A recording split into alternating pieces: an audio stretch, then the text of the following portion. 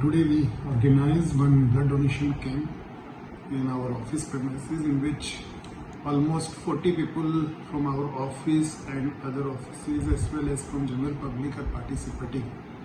We have already donated and we are happy after donation of our blood with a cause, with request to all the people to please come for your voting, as every vote matters, like every count of our blood matters for the lives of other people.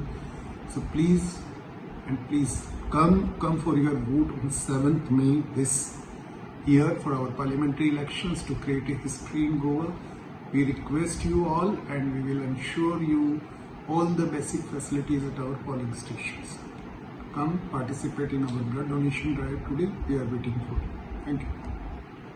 Hello, this is Triveni Velip, Joint CEO Goa. On the occasion of World Health Day, we have organized this blood donation camp in association with Blood Bank Goa Medical College, and we got a good response to this. I thank GMC, Blood Bank GMC for contributing to this initiative, as well as all the donors who have participated for this cause. Thank you very much. Madam, first time this commission is organizing this, or first time CEO office is organizing on the occasion of this World Health Day as a part of a super initiative.